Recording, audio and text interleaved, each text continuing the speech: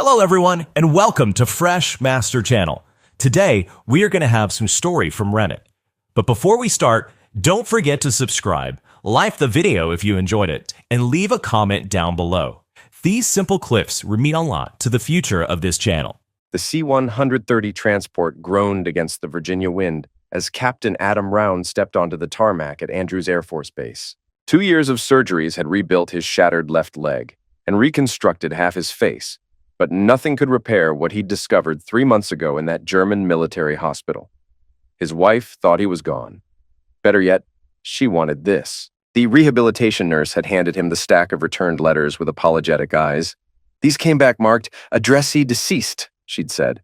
"Your wife must not have updated your status with, 'My wife knows I'm alive,'" Adam had interrupted, voice flat. She signed the acknowledgement form in January. The crimson folder containing his medical records felt heavier than his combat pack ever had. Inside were Claire's signatures, dated and witnessed. She'd known he was breathing, healing, fighting to come home to his family. She'd chosen to let the world think otherwise. His phone buzzed. A text from his old army buddy, Torres. "Dude, saw your memorial page on Facebook. Claire posted it 6 months ago. Says you died from wounds. Kids look good, though." Adam deleted the message without responding. He'd seen the photos Torres mentioned. Jake and Emma, his 9- and 6-year-old children, standing beside a gravestone with his name on it. Taken 3 weeks ago at some ceremony Claire had organized. She'd dressed them in black. The taxi dropped him at a budget inn 2 miles from his former neighborhood. The clerk didn't recognize him. The facial reconstruction had changed enough that even old friends might hesitate. Adam paid cash for a week and sat on the sagging mattress, staring at his reflection in the dark television screen. The man looking back wasn't the same Captain Round who'd left for Syria 3 years ago. This one had learned patience in ways that would have terrified his former self. His phone rang. Torres again. "Don't hang up," Torres said immediately. "I know you're back. Base security logged you in at 1400 hours. Where are you?" "Gone, apparently." "Adam, what? Did you call her? Claire?" Silence stretched. Then, "I thought about it, but something felt wrong. The memorial post, man, she was smiling in half the pictures. At your funeral." Adam closed his eyes. "I need you to do something for me. Name it. Find out everything you can about Dr. Reese Coleman, kid's psychologist, lives in Fairfax County. Start with his license records." "Adam, what are you planning?" "Justice," Adam said, and hung up. That evening, he walked past his old house. The colonial-style home he'd bought with his deployment bonus had been repainted from navy blue to sage green. Claire's Honda was gone, replaced by a silver BMW X5. A child's bike lay abandoned on the lawn beside a soccer ball. Through the kitchen window, he watched his children eat dinner. Jake had grown tall, all knees and elbows now. Emma's dark hair fell past her shoulders, longer than Claire had ever let her wear it before. They looked happy, content. A man Adam didn't recognize emerged from the hallway, carrying a coffee mug. Mid-40s, medium build, expensive sweater. He ruffled Jake's hair in passing and kissed the top of Emma's head like he'd done it 1,000 times. "Dr. Reese Coleman," Adam was certain without needing confirmation. Claire appeared, carrying a casserole dish. She laughed at something Coleman said, her hand brushing his arm. The gesture was intimate, practiced. This wasn't new. Adam's phone buzzed. Torres texting. "Coleman's license shows violation inquiry from October 2023. Ethics. Complaint about relationship with patient. Dismissed after patient withdrew complaint." October 2023, 2 months after Adam's injury. Claire had started therapy to deal with her husband's end and ended up screwing her therapist. Movement in the yard caught his attention. Jake had come outside to retrieve the soccer ball. The boy looked up at the streetlight where Adam stood in shadow, squinting. "Mom!" Jake called toward the house. "There's a soldier outside." Claire's voice drifted through the open door. "What?" "A soldier, like in Dad's pictures." Coleman appeared in the doorway, Emma beside him. Adam stepped deeper into shadow, but Emma had already seen him. "He does look like Daddy," she said in a small voice. "Daddy died in Syria, sweetheart," Coleman said gently. "Remember what we talked about? Sometimes our minds want to see people we miss." "But, Mom," Jake pressed, "didn't you say Daddy might come home someday?" Claire's voice was sharp. "I never said that. Doctor Coleman, would you bring them inside?" Adam watched Coleman guide his children into the house that used to be his home. Through the window, he saw Claire pull the curtain shut. Back in his motel room, Adam opened his laptop and began researching. Coleman's practice specialized in childhood trauma and family counseling. His website featured testimonials from grateful families, photos of him at community events, awards from local organizations. One photo stopped Adam cold. Coleman at a school fundraiser, standing behind Emma and Jake. The caption read, Dr. Coleman with the children of fallen hero, Captain Adam Rohn. His kids had become props in Coleman's public image. The good doctor, caring for a widow and her traumatized children. How noble, how convenient. Adam's hands shook as he scrolled through more photos. Coleman at Jake's soccer game. Coleman helping Emma with a school project. Coleman carving a turkey while Claire watched adoringly. They'd built a whole life on his grave. His phone rang again. This time it was a number he didn't recognize. Captain Rohn? The voice was female, professional. This is Lieutenant Jennifer Walsh, Military Family Services. I understand you've returned stateside. Who told you that? Sir, your return was flagged in our system when you checked in at Andrews. I'm calling to schedule your family reunification briefing. Standard protocol for personnel returning from extended medical treatment. Adam was quiet for a long moment. What does that involve? We help facilitate the transition back to family life. Counseling services, financial planning, housing assistance if needed. I see here that your next of kin was notified of your status change in January. Was she responsive? Another pause. Sir, I don't have details about Mrs. Round's response. I can schedule a joint session if that won't be necessary. Captain, I understand this can be overwhelming. Perhaps we could start with a phone call between you and your wife. I could facilitate. No. Adam's voice carried an edge that made the lieutenant hesitate. I'll handle my family situation personally. After he hung up, Adam stared at the ceiling until dawn. By morning, he'd made his decision. He wasn't going to knock on Claire's door like some pathetic ghost begging to be let back into his own life. He wasn't going to trust the military bureaucracy to sort out the mess his wife had created. He was going to remind everyone exactly who Captain Adam Rohn was. Adam spent 3 days watching. He learned their routines like he'd once memorized enemy patrol patterns. Coleman left for his practice at 7:15 a.m. Claire dropped the kids at school at 8:30, then headed to her law firm downtown. She'd made partner while he was gone, another life change she'd managed without him breathing. By Thursday morning, Adam had rented a furnished apartment 6 blocks away. Cash payment, month-to-month lease. The landlord didn't ask many questions about the man with the scarred face and military bearing. Torres arrived that afternoon with a duffel bag and a thick manila folder. You look like, Torres said, dropping into the apartment's single chair. You look older. Adam gestured to the graying temples Torres was sporting. Marriage treating you well? Better than yours, apparently. Torres tossed the folder onto the coffee table. Coleman's dirty, but not in ways that'll stick in court. The ethics complaint was filed by a woman named Patricia Chen. She withdrew it after Coleman's lawyer got involved. Adam opened the folder. Patricia Chen, divorced mother of 2, had accused Coleman of initiating inappropriate contact during family therapy sessions. Her statement described late-night phone calls, requests to meet outside the office, increasingly personal questions about her intimate life. She withdrew because he threatened her custody, Adam concluded. Smart money says yes. Chen's ex-husband was already pushing for primary custody. Coleman's lawyer probably convinced her that a scandal would hurt her case. Adam continued reading. Coleman had no criminal record, but there were other complaints buried in professional review boards. Always women, always dismissed or withdrawn. The pattern was clear to anyone looking hard enough. What about financials? Torres pulled out another set of documents. Coleman's doing well. Practice grosses about $400K annually. Bought a new Audi last month. Been paying for family trips to Disney, beach vacations, ski weekends. On Claire's dime? Partly. She's made good money since the promotion, but Coleman's been supplementing, playing daddy with your life insurance payout. Adam's jaw clenched. Life insurance. SGLI benefit, $250,000 paid out 8 months ago. Claire filed the claim using the presumptive end rule when you were missing long enough. But she knew I was alive. Yeah, well, try proving that in court. Adam set the papers aside and walked to the window. His neighborhood looked different in daylight, newer houses mixed with older ones, families he didn't recognize walking dogs and pushing strollers. What's your plan here? Torres asked. Because if you're thinking about confronting them directly, I'm thinking about my children. Your children think you'd never come back. Claire's got them convinced you died a hero. You show up now, you're going to shatter their world. Adam turned back to his friend. Their world is already shattered. They just don't know it yet. That evening, Adam drove to Jake's soccer practice. He parked across the street and watched Coleman standing on the sideline, shouting encouragement like any proud father. Other parents clearly knew him, included him in their conversations. The coach shook his hand after practice. Jake ran to Coleman when the whistle blew, accepting a high five and a bottle of water. As they walked toward the parking lot, Adam heard his son's voice carry on the autumn air. "Did my real dad ever play soccer?" Coleman's response was too quiet to hear, but Jake nodded and climbed into the BMW's passenger seat. My real dad.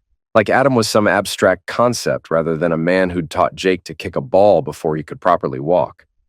Friday morning brought another surprise. Adam was reviewing property records when his phone rang. The caller ID showed his old home number. "Hello? Captain Round?" The voice was Claire's, but strained. Professional. "This is Claire Morrison Round. I believe we need to talk." Morrison Round. She'd hyphenated her name, but kept his attached. Probably looked better for the grieving widow image. "Hello, Claire. I received a call from Family Services yesterday. They said you were back stateside. We need to discuss the situation." "What situation would that be?" Silence stretched between them. When Claire spoke again, her lawyer voice was fully engaged. "I think it would be best if we met privately before you make any contact with the children. There are complications you need to understand. Complications like your boyfriend. This isn't about him. This is about Jake and Emma. They've been through trauma, Adam. Real trauma. They believe you died. They've processed that loss with professional help. You can't just appear and expect everything to go back to how it was." Adam laughed, a sound devoid of humor. "How it was? You mean when I was deployed for months at a time, fighting a war while you played house with your shrink? That's not fair." "Fair?" Adam's voice dropped to the quiet tone Torres would have recognized as dangerous. "Tell me about fair, Claire. Tell me about those letters I sent from the hospital. The ones that came back marked deceased." Another long pause. "I can explain?" "I'm sure you can. You always were good with words. It's why you made partner, right? While I was learning to walk again." "Adam, please, let's meet. Today, just us. We can work this out." "Where?" "Starbucks on Main Street, 2 o'clock. Adam checked his watch. That gave him 3 hours to prepare. "I'll be there," he said, and hung up. He spent the next hour cleaning the military-issued tool he'd carried through 3 deployments. Not because he planned to use it, but because the routine was meditative. Each part disassembled, cleaned, and reassembled with practiced precision. Torres arrived as Adam was holstering the weapon beneath his jacket. "You're armed?" "I'm careful. This is a custody dispute, not a combat zone." Adam met his friend's eyes. "Are you sure about that?" At 1:50 p.m., Adam entered the Starbucks and chose a corner table with clear sight lines to all exits. Old habits. Claire arrived 5 minutes late, looking around nervously before spotting him. She'd aged well, 36 now, still beautiful, but there were lines around her eyes that hadn't been there before. She'd cut her blonde hair shorter, wore an expensive suit that emphasized her success. "Adam." She slid into the chair across from him, studying his face. "You look different. Reconstructive surgery will do that." "I'm sorry about what happened to you. I really am." "Are you?" Claire's composure slipped slightly. "Of course I am. Do you think I wanted you to get hurt? I think you wanted me gone." "That's not true." Adam leaned forward. "Then explain the letters. Explain why mail addressed to your living husband came back marked deceased." Claire's hands trembled as she lifted her coffee cup. "The military notification system is complicated. When you were listed as missing, I was never missing. I was in a hospital in Germany for 8 months, then rehab for another year. The Army knew exactly where I was. You knew exactly where I was. The paperwork—" "Stop." Adam's voice cut through her explanation. "I've seen your signature on the medical acknowledgments. January 15th. You knew I was alive and recovering. You chose to let everyone believe otherwise." Claire's lawyer mask finally cracked. Tears welled in her eyes, but Adam felt no sympathy. "You want to know why?" she whispered harshly. "Because I couldn't do it anymore. 3 deployments, Adam. 3 times watching you leave, wondering if you'd come back in a box. 3 times being a single mother while you played soldier. So you decided to make it permanent." I decided to protect my children. Your children? Our children needed stability. They needed someone who wouldn't disappear for months at a time. Someone who wouldn't come home angry and distant, and she stopped herself. And what? Claire wiped her eyes. You were different after the second deployment. Harder. You'd wake up screaming. You'd check the locks 3 times every night. Jake was afraid of you. I had PTSD. That's what counseling is for. You refused counseling. You said you could handle it yourself. Adam sat back, processing. She wasn't entirely wrong about his post-deployment struggles, but that didn't justify what she'd done. So you replaced me. Reese helped us heal. He helped the kids process their grief. Grief you created. Grief that was inevitable. Claire's voice rose, drawing stares from other customers. She lowered it again. You were going to keep deploying until someone finally succeeded in taking you down. At least this way the kids have closure. They have happy memories of their father instead of watching him destroy himself. Adam studied his wife's face, looking for any trace of the woman he'd married. Do they know about Coleman? Dr. Coleman has been a family friend for over a year. He's helped us through an incredibly difficult time. Family friend, is that what you call it when he's screwing you in our bed? Claire's face went red. That's enough. Is it? Because I'm just getting started. Adam leaned forward again. Here's what's going to happen. You're going to tell the kids I'm alive. Today, I can't do that. You can and you will. Adam, please listen to reason. Jake and Emma have spent 2 years believing you were gone. They've adapted. They're happy. Reese has been like a father to them. He's not their father. I am. You're a stranger to them now. They won't understand. Then you'll explain it. Adam's tone carried the authority of a man accustomed to being obeyed. You'll explain how Mommy lied to everyone because she was lonely. Claire's tears had stopped. Now she looked angry. You can't force me to traumatize my children. Watch me. I'll get a restraining order. On what grounds? I'm their father. I have rights. You're unstable. You're carrying a weapon in a coffee shop. Adam paused. She'd noticed the tool, sharp eyes, but then Claire had always been observant. I'm a decorated army officer who served his country while his wife committed fraud. Fraud? Life insurance payout based on false death claim. That's federal crime, counselor. How's your bar license going to handle that scandal? Claire went pale. You wouldn't try me. They stared at each other across the small table. Around them, people chatted and laughed, oblivious to the war being waged in whispers. Finally, Claire spoke. What do you want? My family back. That's not possible. Then I want my children to know their father is still alive. I want Coleman out of my house, and I want you to explain to Jake and Emma why you lied to them. And if I refuse? Adam smiled, but there was no warmth in it. Then I stopped being reasonable. He stood to leave, then paused. One more thing. I know about Coleman's history with female patients. I know about Patricia Chen and the others. You want to keep pretending he's some saint who rescued you? That's your business. But if I find out he's inappropriate with my children in any way, reasonable won't be an option. Claire's face went ashen. He would never... You thought he'd never cross professional boundaries with you either, didn't you? How'd that work out? Adam left her sitting in the coffee shop, staring into her untouched latte. That evening, he positioned himself across from the house again. Through the windows, he could see the family having dinner. Normal domestic scene, except for the father-shaped hole where Adam should have been sitting. His phone buzzed with a text from Claire. Need more time. Kids aren't ready. He texted back. You have 48 hours. Another text. Please don't do this. Adam didn't respond.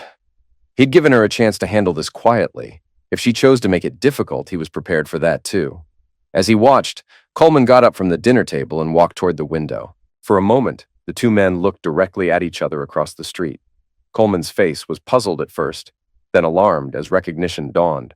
Coleman stepped back from the window and reached for his phone. Adam started his car and drove away. Let them wonder. Let them worry. The waiting was almost over. Saturday morning, Adam positioned himself at the elementary school playground. Youth soccer games ran from 8 a.m. to noon on weekends, and Jake's team had a 10 o'clock slot. He wore civilian clothes, jeans, baseball cap, dark sunglasses, just another parent watching from the sidelines. The reconstruction surgery was good enough that most people wouldn't immediately recognize him, especially after 2 years. Coleman stood with the other parents, playing his role perfectly, encouraging shouts, friendly banter about upcoming games, casual authority in a social setting. Claire wasn't there, probably working weekend hours at the firm. Adam studied the other parents, noting who seemed to know Coleman well.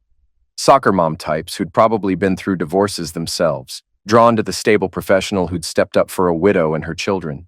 Coleman had cultivated an image here, and these people saw him as heroic. They had no idea what he really was. Jake played midfielder, same position Adam had played in high school. The boy had inherited Adam's speed and his mother's strategic thinking. He was good, better than Adam remembered from their backyard games 3 years ago. When Jake scored in the second half, Coleman cheered loudest. The man even had a cowbell, rattling it enthusiastically while pumping his fist. Other parents smiled and laughed at his enthusiasm. Adam felt rage building in his chest. Coleman was performing fatherhood like community theater, and everyone was buying the act. After the game, parents clustered around the snack table while kids ran wild on the playground equipment. Adam approached slowly, staying on the periphery of the group. "Great game today," one mother was saying to Coleman. "Jake's really improved since last season." "He's a natural athlete," Coleman replied. "He must have inherited it from his father." The casual way he said it made Adam's vision narrow. Coleman was talking about him like he was some distant genetic donor rather than the man who'd taught Jake everything he knew about soccer. "It's wonderful what you've done for Claire and the kids," another parent added. "Not every man would take on that kind of responsibility." "They're special people," Coleman said. "Jake and Emma are like my own children now." Adam stepped closer, close enough to be noticed. Coleman glanced his way, and Adam saw recognition flicker across the man's face before he quickly looked away. "Doctor? Coleman?" Adam called out, loud enough for the other parents to hear. Coleman turned, his expression carefully neutral. "Yes?" "Adam Rohn." He extended his hand, watching Coleman's face go white. "Jake's father." The other parents went quiet. One mother actually gasped. Coleman stared at the offered hand, but didn't take it. "I think there's been some mistake." "No mistake." Adam smiled pleasantly, keeping his voice conversational. "I know it's confusing. Everyone thought I was gone. Happens sometimes with military casualties. Paperwork gets mixed up. But Claire said," one parent started. "Claire was misinformed," Adam interrupted smoothly. "Medical communication breakdown. I've been in rehabilitation for 2 years. Finally well enough to come home to my family." Coleman found his voice. "Perhaps we should discuss this privately." "Nothing private about it." Adam's smile never wavered. "I'm just a dad who wants to watch his son play soccer. That's what good fathers do, right?" Before Coleman could respond, Jake came running over, soccer ball under his arm. He stopped short when he saw the adult's tense expressions. "Dr. Coleman, is everything okay?" Adam knelt down to Jake's eye level, removing his sunglasses. "Hi, Jake." The boy's face went through a series of expressions: confusion, recognition, disbelief. His mouth fell open. "You're..." Jake's voice was barely a whisper. "You look like..." "I'm your dad, Jake." The soccer ball dropped from Jake's hands. Around them, other parents whispered urgently among themselves. Someone was calling Claire, Adam was sure. "But you're gone," Jake said, tears starting. "Mom said you died. We went to your funeral." "I'm alive, son. I was hurt badly, but I'm better now. I came home as soon as I could." Jake looked between Adam and Coleman, confusion evident. "Doctor, Coleman said you weren't coming back." Adam stood slowly, his eyes locking with Coleman's. Dr. Coleman was wrong about a lot of things. Coleman stepped forward. "Jake, why don't you go play with the other kids while the adults talk?" "He doesn't take orders from you anymore," Adam said quietly. "Please," Coleman's voice carried an edge of desperation. "This isn't the place." "Daddy?" Adam turned. Emma was running toward them, having spotted the commotion from across the playground. She slid to a stop just out of reach, staring up at him with wide eyes. "Emma," Adam breathed. She'd grown so much, lost the baby roundness in her face, developed Claire's delicate features. "You look like Daddy," she said uncertainly. "But Daddy's in heaven." Adam knelt again, holding out his arms. "Daddy came back from heaven, sweetheart." Emma took a tentative step forward, then broke into a run. She crashed into Adam's arms with enough force to knock him backward. He held her tight, inhaling the strawberry scent of her shampoo, feeling her small body shake with sobs. "I missed you so much," she whispered into his neck. "I missed you too, baby girl." When Adam looked up, Coleman was backing away, phone pressed to his ear, making his call to Claire, no doubt. The other parents stood in shocked silence, some recording video with their phones. Jake remained frozen, torn between joy and confusion. Adam extended one arm, and after a moment's hesitation, his son joined the embrace. "Is it really you?" Jake asked. "It's really me. But why did Mom say you'd never come back?" Adam pulled back to look at both children. "Sometimes adults make mistakes. Big mistakes. We'll figure it out together, okay?" "Are you coming home?" Emma asked. Before Adam could answer, Claire's BMW screeched into the parking lot. She jumped out, still in her workout clothes, face flushed with panic and fury. "Emma! Jake! Get away from him right now!" The children looked confused. Emma clung tighter to Adam. "It's Daddy," she called to her mother. "He came back." Claire marched across the field, Coleman intercepting her halfway. They had a brief, heated conversation that Adam couldn't hear over the distance, but their body language was clear. Coleman was arguing for restraint. Claire wanted to charge in like a protective bear. Finally, she approached alone. "Jake, Emma, come here. Now." "But Mom," Jake protested, "it's Dad. He's alive. I can see that." Claire's voice was tight with control. "But we need to go home and talk about this properly." "Why didn't you tell us?" Emma asked. "Why did you lie?" The question hung in the air like a grenade with the pin pulled. Every parent within earshot was waiting for Claire's answer. Someone was definitely recording this. Claire's composure cracked. "I didn't lie, sweetheart. We all thought." "You knew," Adam said quietly, standing with Emma still in his arms. "You've known for months." "That's not true. January 15th, medical status notification, your signature." Claire's face went ashen. She knew he had documentation. "This isn't the place," she started. "It's exactly the place," Adam interrupted. "Our children deserve the truth. These people deserve the truth. You told them I'd never come back. You took their sympathy, their support, their donations to the memorial fund, all based on a lie." "There was a memorial fund?" one parent whispered. $5,000, another replied. "For the kids' college expenses?" Claire realized the magnitude of her public exposure. Every parent here would be on social media within the hour. By evening, the story would be all over town. "Children, we're going home," she said firmly. "Your father and I need to discuss some things privately." "I want to stay with Daddy," Emma announced. "You can't, sweetheart. Not yet." "Why not?" Claire looked around at the watching faces, all waiting for her answer. She was trapped between maternal instinct and social judgment. "Because it's complicated." "No, it's not," Adam said. "Daddy was hurt in the war. Daddy got better. Daddy came home. Nothing complicated about it." Jake looked between his parents. "Are you and Dr. Coleman still getting married?" The question dropped like a bomb. Claire had been planning to marry Coleman. She'd been planning to make the replacement permanent. "That's..." Claire's voice failed her. "Are you?" Emma asked, looking up at Adam. "I don't think Dr. Coleman will be around much longer," Adam said, his eyes finding Coleman across the field. The man was standing beside his Audi, clearly preparing to leave. "But I like Dr. Coleman," Jake said uncertainly. "I'm sure you do. He seems very nice. But I'm your father, Jake. I'm back now." Claire stepped forward. "Kids, get your things. We're leaving." "I want to go with Daddy," Emma said stubbornly. "You can't." "Why not?" "Because I said so." Adam set Emma down gently. "It's okay, sweetheart. Go with Mommy for now. But I'll see you again very soon." "Promise?" "I promise." Jake lingered as Emma reluctantly joined her mother. "Dad, where have you been? Really?" "In a hospital in Germany, getting my leg fixed. Then learning to walk again. It took longer than I expected." "Did it hurt?" "Sometimes. But thinking about you and Emma made it hurt less." Jake nodded solemnly. "I'm glad you're here." "Me too, son." Claire shepherded the children toward her car, but not before Jake broke away for one more hug. "I love you, Dad." "I love you too." As they drove away, Adam noticed Coleman's Audi was already gone. The man had fled rather than face the awkward questions about his relationship with a woman whose husband had just returned. The other parents approached Adam cautiously. He answered their questions politely, sticking to the basic facts. Injured in Syria, long recovery, miscommunication about his status. He didn't mention Claire's deliberate deception or Coleman's ethics violations. That would come later. One mother, Linda something, lingered after the others had left. "I'm sorry about the confusion," she said.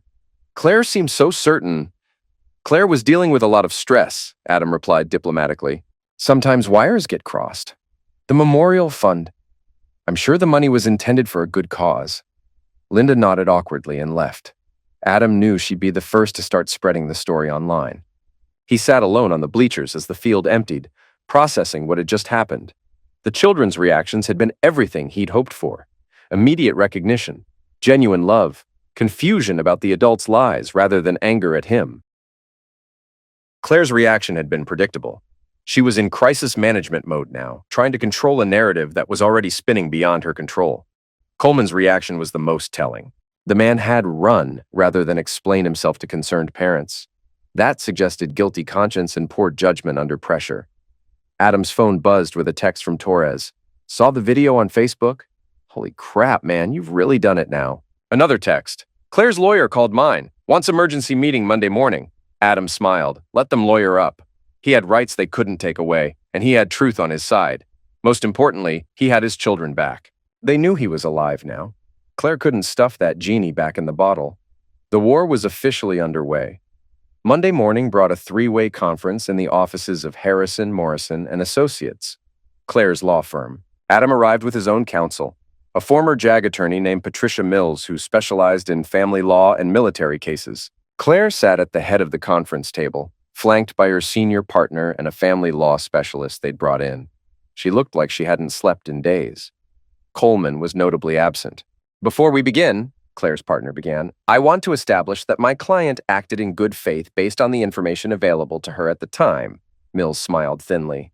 The information available included official military notifications that Captain Round was alive and recovering. There was no good faith involved. The situation was complex. "The situation was insurance fraud," Mills interrupted. "My client has documentation proving Mrs. Round knew of his survival before filing life insurance claims." Claire's family law specialist leaned forward. "Our primary concern is the children's welfare. They've experienced significant trauma and require stability." "Trauma caused by their mother's deception," Adam said quietly. "Captain Round," Claire spoke for the first time, "I know you're angry, but please consider what's best for Jake and Emma. I am considering what's best for them. That's why I'm here instead of calling the FBI about the insurance fraud." The room went quiet. Claire's partner cleared his throat. "Perhaps we can find a mutually beneficial arrangement. Supervised visitation, gradually increasing contact." "No." Adam's voice was calm but final. "I want full custody." "That's unreasonable," Claire snapped. "You've been gone for 3 years. I've been recovering from combat injuries while you've been playing house with your therapist." Mills placed documents on the table. "Dr. Coleman's ethics violations, Mrs. Round's insurance fraud, and her deliberate prevention of father-child contact all support our position." Claire's lawyer examined the papers. "These ethics complaints were dismissed after the complainants withdrew under pressure. We've interviewed 3 women willing to testify about Dr. Coleman's pattern of behavior." That was a bluff, but Adam saw Claire flinch. She knew Coleman's history better than she'd admitted. "Furthermore," Mills continued, "Mrs. Round has been accepting life insurance benefits under false pretenses. That's a federal crime carrying up to 20 years imprisonment." "Now, see here," Claire's partner began. "No, you see here," Adam leaned forward. "Your client chose to commit fraud rather than face the inconvenience of an injured husband. She's stolen 2 years of my children's lives and collected $250,000 doing it. The only reason I'm sitting here instead of talking to federal prosecutors is because I want to minimize trauma to Jake and Emma." Claire's face was pale. "What do you want?" "Full custody. Coleman out of their lives permanently. You can have supervised visitation until you've completed psychological counseling and demonstrated stability." "Absolutely not," Claire's family lawyer interjected. "Mrs. Round has been the primary caregiver." "Mrs. Round has been living a lie," Mills shot back. "She's psychologically manipulated her children and defrauded multiple institutions. She's demonstrated that she's unfit to make decisions in their best interest." The argument continued for another hour, but Adam could see the outcome forming. Claire's lawyers knew they were fighting from a weak position. The documentation was damning. And the public exposure from Saturday's scene had already triggered inquiries from the insurance company and Claire's State Bar Association. Claire looked at the documents, then at her attorney. The headlines from the soccer field were still making rounds online. Her bar license was under review, the insurance company had frozen her accounts, and her firm's senior partners were already distancing themselves. She looked defeated and afraid. Finally, Claire's partner called for a recess. The three lawyers huddled in whispered conversation while Adam and Claire sat in hostile silence. "I never meant for it to go this far," Claire said quietly. "But you did mean for it to happen. I thought you were going to die. The doctors in Germany said your injuries were severe. The doctors said I had a long recovery ahead. There's a difference. You don't understand what it was like. The waiting, the uncertainty, the children asking every day if you were coming home. So you decided to give them closure they didn't need?" Claire's eyes filled with tears. "I was trying to protect them. You were trying to protect yourself." The lawyers returned to the table. Claire's partner looked grim. "We're prepared to discuss a custody arrangement. Joint legal custody with Mrs. Round maintaining primary physical custody. Captain Round would have alternating weekends and one evening per week." Mills shook her head. "My client was clear. Full custody or we proceed to federal court on the fraud charges." "You're bluffing," the family lawyer said. "Captain Round won't prosecute the mother of his children." Adam spoke without emotion. "Try me." Another tense silence. "There's something else," Mills added. Dr. Coleman's relationship with Mrs. Round began while he was providing professional services to the family. That's a clear ethics violation and potential grounds for criminal charges related to exploitation of vulnerable clients. "Reese never," Claire started. "Doctor, Coleman initiated intimate contact with a grieving widow who was his patient," Mills continued.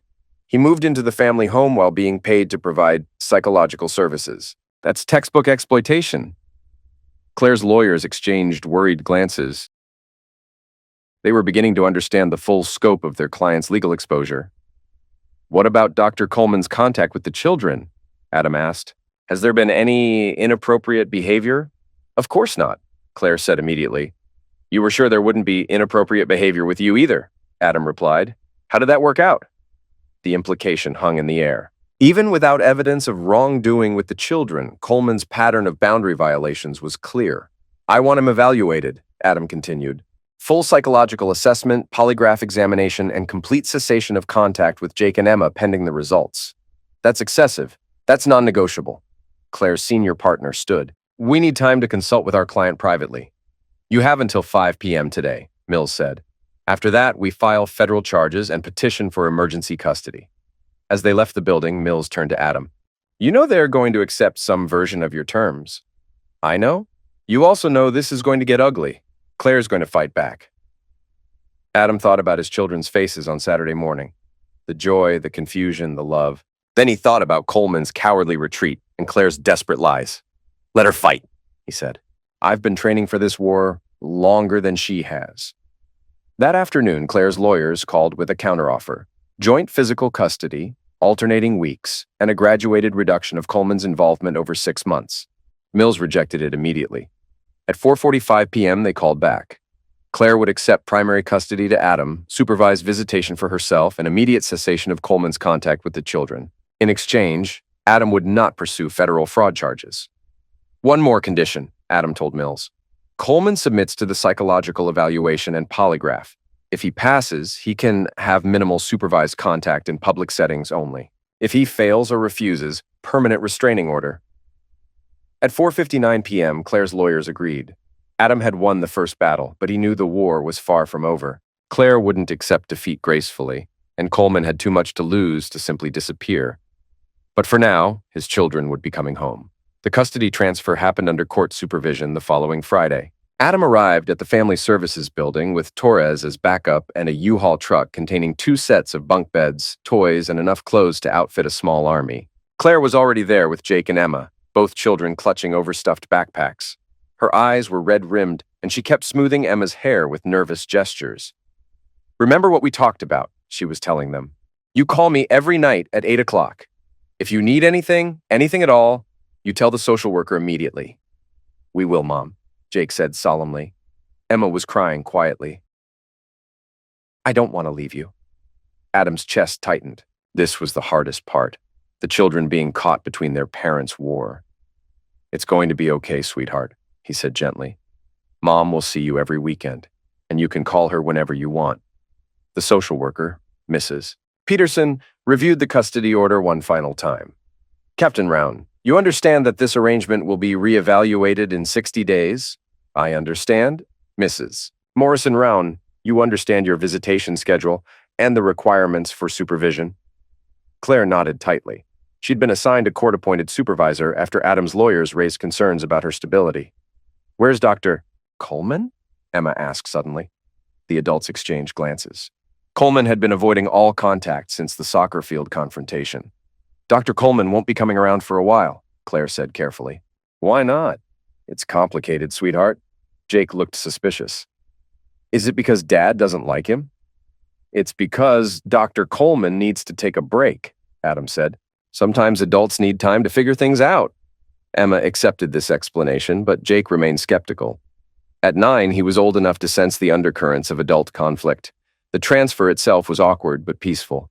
Adam loaded the children's belongings into his truck while Claire said goodbye with desperate intensity. "Be good for your father," she whispered, hugging them both. "Remember that I love you more than anything." "We love you too, Mom," they chorused. As they drove away, Adam caught Claire in his rearview mirror, standing alone beside her BMW, watching them disappear. "Dad?" Jake's voice from the back seat. "Yeah? Are you and Mom going to get divorced?" Adam had been dreading this question. "I don't know yet, son. We have some things to work out." "If you get divorced, will we have to choose who to live with?" "No matter what happens, you'll always have both of us. That's never going to change." Emma, who'd been quiet since leaving the building, finally spoke. "Dr. Coleman said you might not want to be our dad anymore because you'd been gone so long." Adam's hands tightened on the steering wheel. "Doctor, Coleman was wrong. Being your dad is the most important thing in the world to me." "Then why didn't you come home sooner?" "Because I was hurt really badly, and it took a long time to get better. But I wanted to come home every single day." That evening, Adam's apartment felt like a real home for the first time since his return. Jake and Emma explored their new rooms, debated bedtime rules, and demanded stories about his time in the army. "Did you really almost die?" Emma asked as he tucked her into bed. "I was hurt very badly, but I had something important to live for." "What?" "You and Jake. Thinking about you two helped me get better." Emma seemed satisfied with this answer. Jake, however, had more questions when Adam went to say goodnight. "Dad, why did Mom think you were gone if you were in a hospital?" Adam sat on the edge of Jake's bed, choosing his words carefully. Sometimes when people are scared, they make bad decisions. Mom was scared about a lot of things. Scared of what? Scared of being alone. Scared of not being able to take care of you and Emma by herself. Scared that I might get hurt again? Jake nodded thoughtfully. "So she pretended you were gone so she wouldn't have to be scared anymore?" The boy's insight was unsettling. "Something like that." "That was stupid." "Jake, it was, Dad. If she was scared, she should have talked to you about it. That's what you always tell us to do when we're scared." Adam smiled despite himself. "You're right. That's what I always tell you. Adults are weird. Sometimes we are." Over the weekend, Adam established routines. Saturday morning soccer practice, without Coleman in attendance, grocery shopping, playground time, Sunday church service at the small chapel he'd attended before deployment, where the congregation welcomed him back with tears and embraces. The children adapted quickly, but Adam noticed signs of the confusion and trauma they'd experienced. Jake had nightmares about his father dying for real this time. Emma asked repeatedly when Dr. Coleman would visit and seemed disappointed when Adam explained he wouldn't be. Monday morning brought a complication. Adam was making breakfast when his phone rang. "Captain Round, this is Principal Martinez at Fairfax Elementary. We need to discuss a situation that's developed." "What kind of situation?" "Doctor, Coleman was here this morning requesting to pick up Emma for a dentist appointment. He had what appeared to be a note from Mrs. Morrison Round authorizing the pickup." Adam froze. "What happened?" "We didn't release Emma, of course. The custody order is very clear, but Dr. Coleman became agitated when we explained the situation." "How agitated?" He raised his voice with the office staff and demanded to see the legal documents. He seemed to think there had been some mistake. Adam was already reaching for his keys. Is Emma safe? Emma is fine. She's in class. Doctor? Coleman left about an hour ago, but we thought you should know. I'll be right there, Adam called Torres while driving. Coleman just tried to pick up Emma from school. What? That's got to violate the custody order. It violates the restraining order, too. He's not supposed to have any contact with the kids. You calling the cops? After I talked to the principal. At the school, Principal Martinez showed Adam the note Coleman had presented. It was handwritten on Claire's law firm letterhead, authorizing Dr. Coleman to transport Emma to a dental appointment. This isn't Claire's handwriting, Adam said immediately. Are you certain? I've been married to her for 12 years. This is forged. Principal Martinez called the police, while Adam went to check on Emma. She was in art class, painting a picture of a house with stick figures in the yard. Is that our family? Adam asked. It's our new family, Emma said proudly. That's you, that's me, that's Jake, and that's Mommy visiting on the weekend. Where's Dr. Coleman in the picture? Emma looked confused. Why would he be in the picture? It was a good question. The police arrived within 30 minutes. Officer Janet Ross took Adam's statement and examined the forged note. Has Dr. Coleman made any direct contact with you since the restraining order was issued? She asked. No, but he's been watching the house. You've seen him? Twice, parked across the street in the evenings. Officer Ross made notes. We'll pay Dr. Coleman a visit. Forging documents and violating a restraining order are serious charges. That afternoon, Claire called Adam's cell phone. She was furious. The police questioned Reese at his office, she said without preamble, in front of his colleagues. Do you have any idea what this is doing to his reputation? About as much as what he did to mine when he moved into my house. That note was a misunderstanding. That note was a felony. Forgery, attempted abduction, violation of a court order. Your boyfriend is looking at serious jail time. He's not my boyfriend anymore. Adam paused. What? We ended things after Saturday. I told him it was over. Because you realized what he really was, or because you got caught. Silence stretched between them. I never meant for any of this to happen, Claire said finally. But it did happen, and now we all have to live with the consequences. The children are asking about him. Emma cried herself to sleep last night because she thinks she'll never see him again. That's not my problem. They loved him, Adam. He was good to them. He was good to them because it served his purpose. He needed them to accept him so he could replace me permanently. That's not true, isn't it? If I'd really died, what do you think would have happened? Marriage within a year? Adoption proceedings to make him their legal father? My children calling another man dad while my memory faded? Claire was crying now. I never wanted that. You planned that. You set it all in motion. I was lonely, Adam. I was scared and lonely, and he was there when you weren't? I wasn't there because I was serving my country, because I was doing my duty. Your duty to who? The army? The country? What about your duty to your family? The old argument, the one they'd had before every deployment. My duty was to provide for my family and serve my country, Adam said. I did both. You're the one who threw it away. I didn't throw anything away. I tried to build something new from the pieces you left behind. You built it on lies. The conversation ended there. Claire hung up, leaving Adam staring at his phone in the silence of his apartment. That evening, Emma asked again about Dr. Coleman. Daddy, will Dr. Coleman come to my birthday party? When's your birthday party? Next month. Mom said we could have it at Chuck E. Cheese. Adam realized he'd missed 2 of his children's birthdays while recovering. Emma had turned 6 without him there to celebrate. We'll have a great party, he promised. Just family. But Dr. Coleman is family. No, sweetheart, Dr. Coleman was Mom's friend. Friends sometimes go away. Why? Because sometimes friendships don't work out. Emma considered this seriously. Did your friendship with Mommy not work out? Adam looked at his daughter's earnest face and felt the weight of truth she deserved but wasn't ready to hear. Mommy and Daddy are still figuring that out, he said. It was the best answer he could give. 2 weeks into the new custody arrangement, Adam received a call that changed everything. Captain Round, this is Detective Sarah Hendricks, Fairfax County Police. We need to speak with you about Dr. Reese Coleman. What about him? A situation has developed.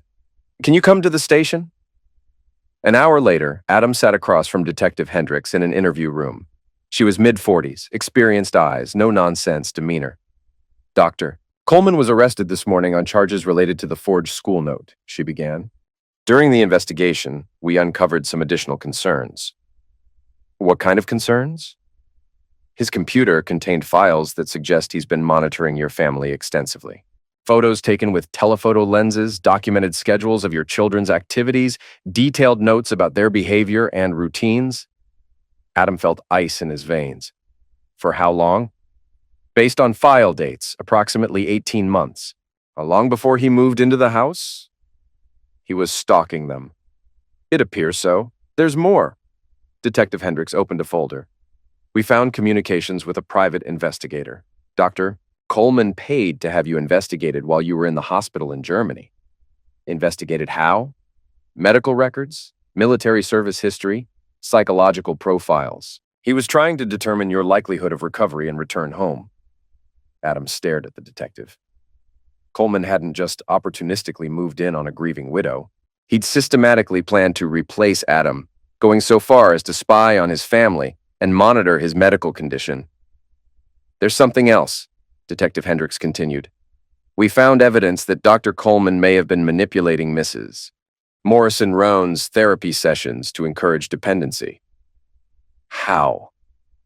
Recorded sessions where he suggested you were unlikely to survive, that moving on would be healthier for the children, that forming new attachments was a natural part of healing. All professionally inappropriate for a treating therapist.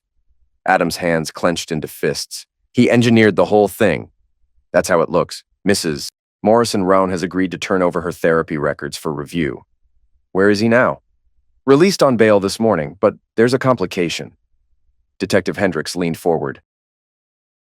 Doctor, Coleman's attorney is claiming that his relationship with your wife was consensual and that his interest in your family was protective rather than predatory.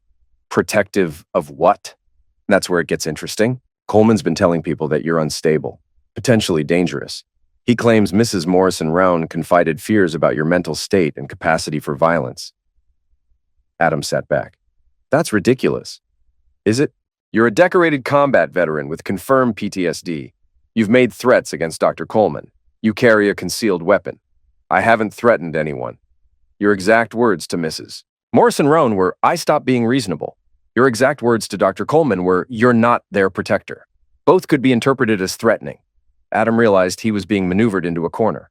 Coleman was building a defense based on portraying Adam as the real threat. Detective, I've never hurt my wife or children. I've never threatened violence against anyone except in legal self-defense situations. I believe you, but Doctor, Coleman's attorney is good. He's going to argue that his client was protecting a vulnerable family from a potentially unstable veteran. What does Claire say? Mrs. Morrison Roan is conflicted. She acknowledges that Dr. Coleman's behavior was inappropriate, but she's also expressed concerns about your state of mind. Adam felt the walls closing in. Concerns like what? She says you've changed, that you're harder, more suspicious, more controlling than before your deployment. Of course I've changed. I spent 2 years thinking my wife was grieving while she was actually screwing her therapist. Detective Hendricks nodded sympathetically. Captain Roan, I'm not the enemy here, but you need to understand what you're facing. Dr. Coleman's attorney is going to paint you as an unstable veteran who's terrorizing his ex-lover and her current partner. Claire's not his current partner. She ended their relationship. Has she? Dr. Coleman claims they're still involved, that she only said otherwise to protect herself from your anger. Adam's phone buzzed with a text message. It was from an unknown number. Your children deserve better than a damaged soldier for a father. He showed it to Detective Hendricks. She examined the phone number. This came from Dr. Coleman's cell phone, she said. That's another violation of the restraining order. He's trying to provoke me. Yes, and you can't let him succeed. That evening, Adam sat his children down for a serious conversation. Kids, I need to talk to you about Dr. Coleman. Is he in trouble? Jake asked. He made some bad choices. The police are trying to figure out what happened. What kind of bad choices? Emma wanted to know. Adam chose his words carefully. He was watching our family when he shouldn't have been, taking pictures and following you around. Jake's eyes widened. Like a stalker? Something like that. That's creepy, Emma said with a shudder. It is creepy. That's why he's not allowed to see you anymore. Good, Jake said firmly.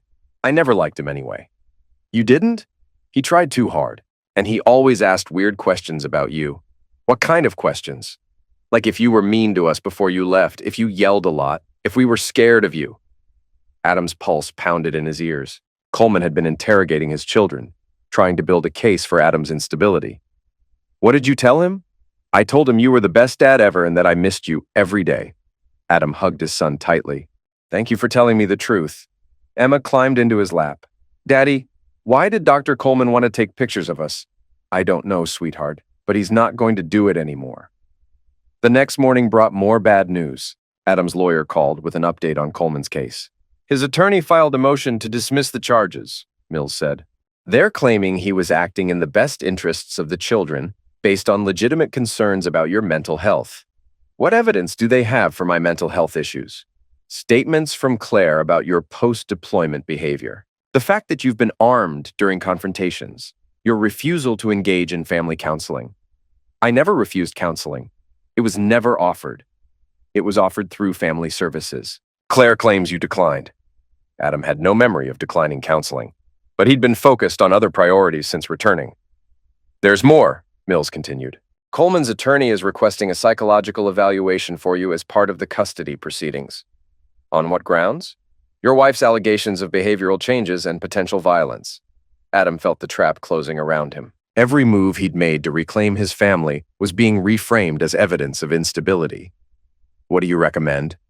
Submit to the evaluation voluntarily. If you refuse, it looks like you're hiding something. If you pass, it undermines their whole argument. And if I fail, then we have bigger problems. That afternoon, Adam drove to Coleman's office building. He needed to see the man face to face to understand what he was dealing with. Coleman's practice was on the third floor of a modern medical complex. The waiting room was filled with anxious parents and fidgeting children. Professional certificates covered the walls, along with photos of Coleman receiving community awards. The receptionist looked nervous when Adam gave his name. I'm sorry, Dr. Coleman isn't seeing patients today. I'm not a patient, I'm Captain Adam Roan. Oh, her face went pale. Let me check if he's available. 5 minutes later, Coleman emerged from his office. He looked haggard, like he hadn't slept in days. His usual confident demeanor was replaced by nervous energy. Captain Roan, I wasn't expecting to see you here. We need to talk. Coleman glanced around the waiting room, aware of the watching eyes. Perhaps we could step into my office. The office was designed to project authority and trustworthiness. Leather furniture, academic degrees, family photos that Adam now realized were probably staged. Coleman's own family, if he had one, was nowhere to be seen. I assume you're here about the legal proceedings, Coleman said, settling behind his desk. I'm here about my children. Your children are my primary concern as well. No, they're not. They're your weapons. Coleman's composure slipped slightly. I don't know what you mean. The stalking, the manipulation of Claire's therapy, the interrogation of Jake and Emma. You've been using them to build a case against me. I've been trying to protect them. From what? From you. Coleman leaned forward. Do you have any idea what your disappearance did to that family? Claire had a nervous breakdown. Jake started wetting the bed. Emma stopped talking for 3 months. I didn't disappear. I was wounded in combat. You were gone. Claire and the children needed to heal and move forward. So you moved in to help them heal. How convenient for you. Coleman's face flushed. I provided professional support during a crisis. My relationship with Claire developed naturally over time. Your relationship with Claire started the day you decided to replace me. That's not true. Adam stood and placed his hands on Coleman's desk, leaning forward. I've seen the files, Doctor. The photos, the surveillance, the private investigator reports. You've been planning this for 18 months. I was protecting them from the possibility that you might return traumatized and violent. Traumatized and violent? Is that your professional diagnosis? It's my professional concern. PTSD rates among combat veterans are significant. Domestic violence incidents increase dramatically. I've never raised a hand to my wife or children. Yet, but the risk factors are there. The isolation, the hypervigilance, the anger issues. What anger issues? Coleman gestured toward Adam. You're in my office right now, intimidating me. You've threatened me multiple times. You carry a weapon to children's soccer games. Adam realized Coleman was right about one thing. He was angry. Furious, in fact. But the anger was justified, controlled, directed at legitimate targets. Doctor, Coleman, I want you to understand something very clearly, Adam said quietly. You will never see my children again. You will never contact my wife again. You will never set foot in my neighborhood again. If you violate these boundaries, I will pursue every legal remedy available to me. Are you threatening me, Captain? I'm making you a promise. Coleman reached for his phone. I'm calling the police. Go ahead. Tell them I came to your office and had a conversation with you. Tell them I made no threats and showed no weapons. Tell them I exercised my First Amendment rights. Coleman hesitated, his hand on the phone. While you're at it, Adam continued, explain to them why you have photos of my 6-year-old daughter in your computer files. Explain why you've been monitoring my family's movements for over a year. Explain why you forged legal documents to try to abduct my child. Coleman's hand moved away from the phone. We're done here, Adam said, straightening up. Stay away from my family. As he walked toward the door, Coleman called after him. They'll never be completely yours, you know. Claire will always love me. The children will always remember me as the father who was there when you weren't. Adam turned back. Maybe. But you'll always be the predator who tried to steal another man's life. And eventually, everyone will see you for what you really are. Coleman's face went ashen as Adam left the office. In the parking lot, Adam sat in his truck for several minutes, processing the confrontation. Coleman was desperate now, backed into a corner with few options left. That made him dangerous, but Adam had learned something important. Coleman's defense strategy relied on portraying Adam as unstable and threatening. Every angry outburst, every aggressive move, every sign of volatility would be used against him in court. He needed to be smarter, calmer, more strategic. He needed to let Coleman destroy himself. That evening, Emma asked a question that broke Adam's heart. Daddy, are you going to go away again? No, sweetheart, I'm staying right here. Promise?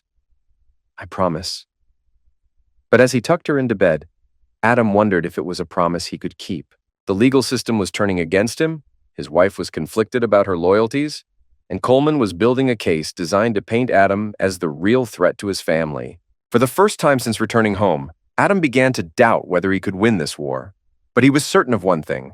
He would never stop fighting for his children, even if it destroyed him in the process. 6 months later, Adam sat in family court for the final custody hearing. The psychological evaluation had cleared him of any mental health concerns that would impact his parenting. Coleman's criminal trial had resulted in convictions for stalking, forgery, and ethics violations. His medical license was under review, and he faced potential jail time. Claire sat at the opposite table with her lawyer, looking tired but resolved. The months of legal battles had worn on all of them, but she'd gradually begun acknowledging the extent of Coleman's manipulation. Your Honor, the judge said, reviewing the final custody agreement, both parents have agreed to joint legal custody with Captain Round maintaining primary physical custody. Mrs. Morris and Roan will have alternating weekends and Wednesday evenings. Adam nodded. It wasn't perfect, but it was workable. Furthermore, the judge continued, Dr. Coleman is permanently prohibited from any contact with the minor children. That was perfect. Outside the courthouse, Claire approached Adam. I want you to know, she said quietly, I never meant for things to go as far as they did. I know. I was so angry at you for leaving, for choosing the army over us, again and again. When Reese showed interest, she shrugged helplessly. You made your choices, Claire. We all have to live with them. The children are happy with you? I can see that. They're happy because they have both their parents back, even if we're not together. Claire nodded. For what it's worth, I'm sorry. About all of it. Adam studied his wife's face, soon-to-be ex-wife once the divorce was finalized.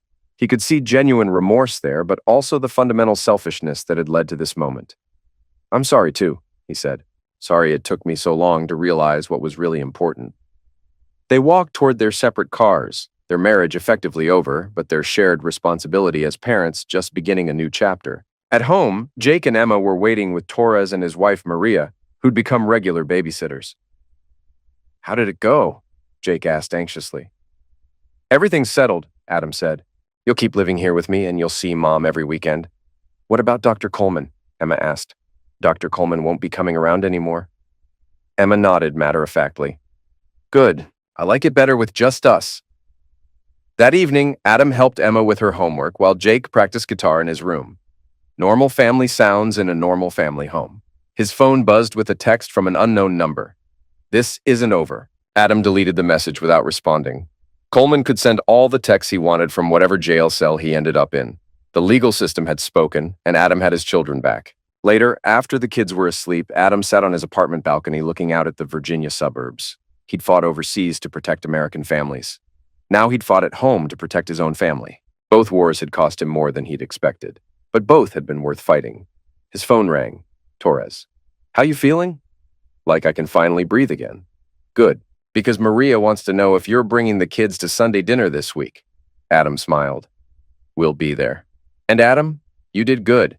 Whatever else happens, you got your kids back. You won. Adam looked through the sliding door at the two small bedrooms where his children slept safely. Jake's guitar leaning against the wall, Emma's art projects covering the refrigerator, homework folders stacked on the kitchen table. Yeah, he said. I won. But as he hung up the phone, Adam knew this wasn't really an ending. It was a beginning. His children would grow up knowing the truth about what had happened. They'd learn hard lessons about trust, betrayal, and the complexity of adult relationships. Most importantly, they'd learn that some things were worth fighting for, no matter the cost. And they'd know their father had never stopped fighting for them. The war was over. The healing could finally begin.